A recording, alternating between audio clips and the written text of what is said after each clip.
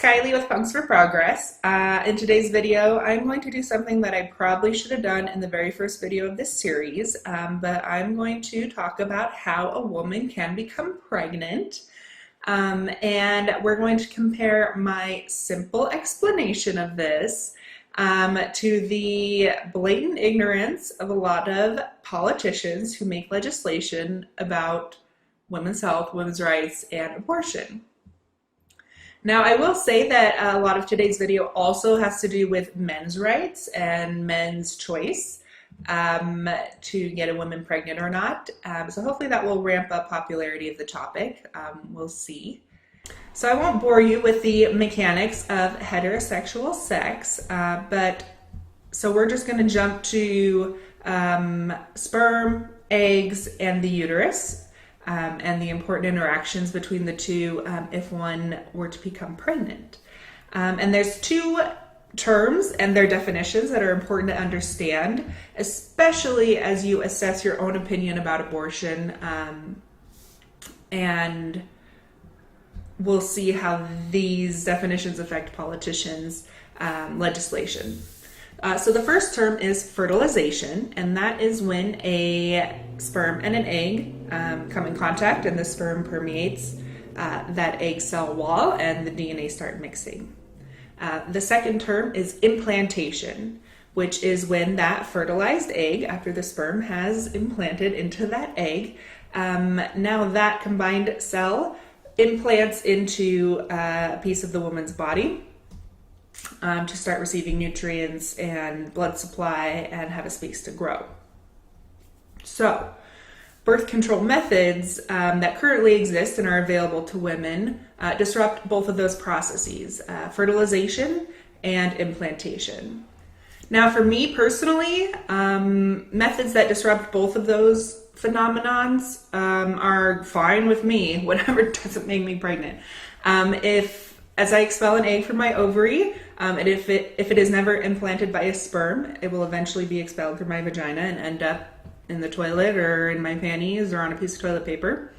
If that egg is fertilized by a sperm, but it never gets implanted into the appropriate spot or at all, it will still be expelled and end up in the toilet or on my panties or on a piece of toilet paper. So, like I said, a disruption of either of these phenomenons is going to prevent some woman from getting pregnant. Now, there are some conservative politicians who believe that preventing fertilization is appropriate, but preventing implantation is abortion.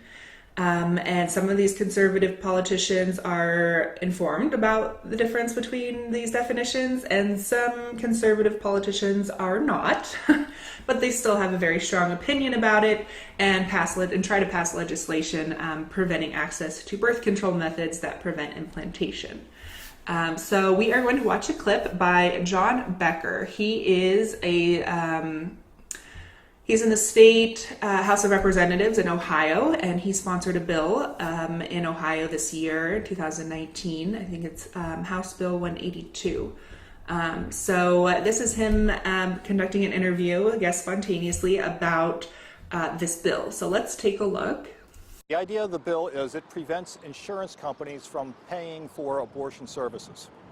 The bill is really that simple. Why? Why did you come up with this bill? Well, it's a matter of saving lives, and it's a matter of cutting costs, because there's a lot of people who work for companies where that company will contract with their insurance company to pay for abortion services, and so they are paying higher rates because of that. So if the company wasn't paying for the abortion services, then their costs would be lower and everybody's premiums would be lower. So it's a win-win for everybody involved. After fertilization, you now have a living human being per the DNA. It's a living person that is now growing inside the mother. If that person is somehow destroyed by some type of device or medication of some sort, that is considered an abortifacient, and that would not be allowed to be paid for by the insurance company. Birth control pills, then this doesn't affect that. But if it's the morning after pill, then that's something that would be affected. I don't know, because I'm not smart enough to know what causes abortions and what doesn't. The bill is just written if it causes an abortion, and people smarter than me can figure out what that means. So this guy has no fucking clue what his law is actually going to prohibit and make unlawful for women to have access to. So just so you know that birth control, as far as options for women for birth control pills, the patch, a lot of those hormones in those methods prevent the release of an egg from the ovary, right? So the egg isn't even present for a sperm to infiltrate. But then, and IUDs will do that too, but also IUDs and also what's commonly known as the morning after pill or Plan B will prevent implantation. So what this politician doesn't even know that he's going to restrict IUDs from women and the morning after pill, and really insurance coverage of that, but it's really an assault on women's health. And I think his ignorance is just gross.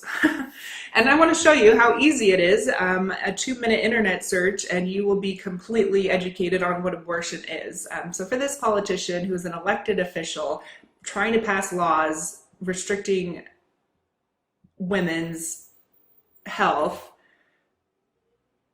this man admits he doesn't know what abortion is, but we're going to look it up real quick on the internet. And I prefer, when I conducted my search, I preferred Planned Parenthood's website and their explanation of what abortion is and the abortion options available to women. But because of their supposed bias by some people in our population, I'm going to use a different website to run through some of the options for women for abortion. So this website is AmericanPregnancy.org, American Pregnancy Association, and this just briefly explains the abortion procedures during first, second, and third trimesters. A pregnancy consists of 3 trimesters, each about 13 weeks. So when we read here, what abortion procedures are used during the first trimester, those first 2 are medications, they're pills, methotrexate and misoprostol. And then mifepristone and misoprostol. Both of these are, again, medications, pills that a woman can take that are going to disrupt the cell development or the supportive hormone environment that is needed for an implanted fertilized egg to grow.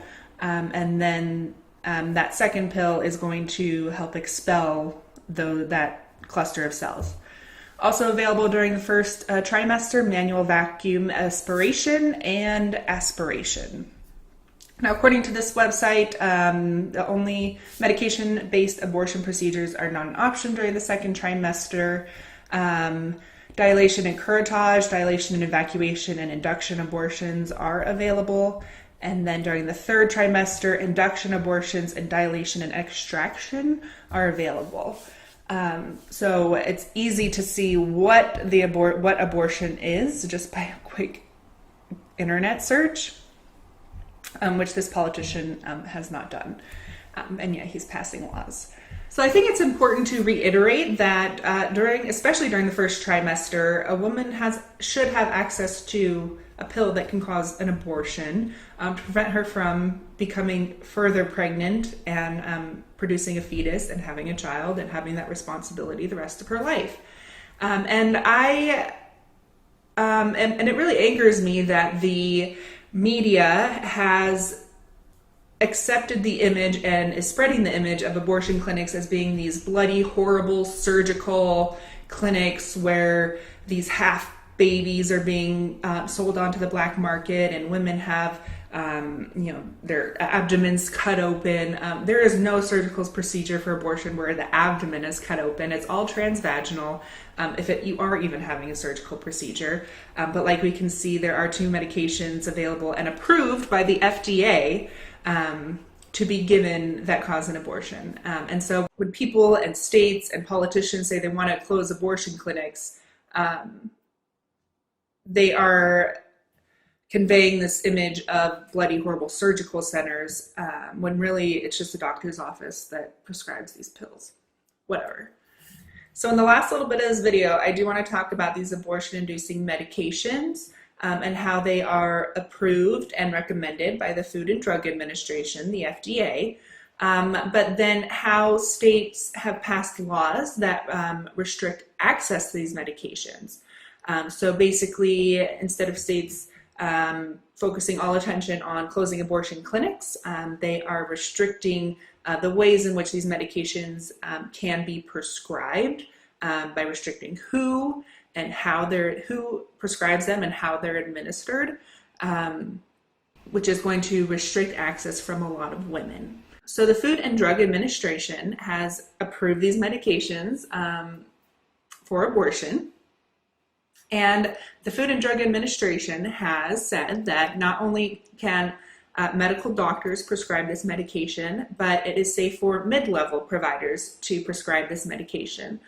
So that would include nurse practitioners and physician's assistants. Now, if you've tried to make a doctor's appointment recently, you know the limited supply of doctors in this country. And so the increasing availability of mid-level providers helps give access to a wider range of people.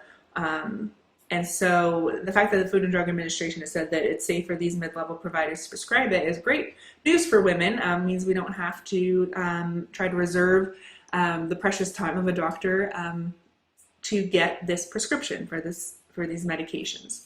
However, states, as many as 18 of them, have passed laws that say only a medical doctor can prescribe this medication. So secondly, the Food and Drug Administration has said that it is safe for a woman to take this medication, to swallow this medication on her own time and at home, wherever it is convenient for her. However, many states, as many as 18 of them, have passed laws that said this drug must be swallowed in the presence of a medical doctor. So now this woman is required to be in a clinic in the presence of a medical doctor, who we just talked about. The population has very limited access to doctors, so now there's that restriction on it. And then also many states have passed laws that say this medication, these abortion-inducing medications, cannot be prescribed via telemedicine, which is when patients can access providers via video chat, which is a growing industry, and it's really convenient for people of rural areas or people who don't have the time, access, or ability to or money to go to a clinic and see a doctor face-to-face or a mid-level provider face-to-face. It's a great use of technology. Many states have restricted, saying, oh, well, you can't prescribe this medication via telemedicine. So I'm getting this information from the website of the Guttmacher Institute, which has great information about women's rights, women's health issues, abortion statistics, and as we can see from their pictograph, they tell us which states have restrictions on these things that I just talked about.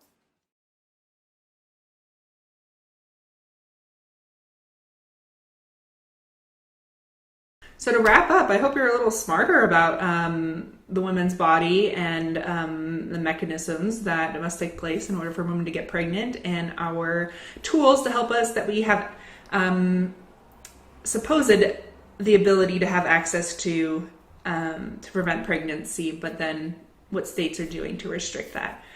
So that's it for this video, and we'll see you later.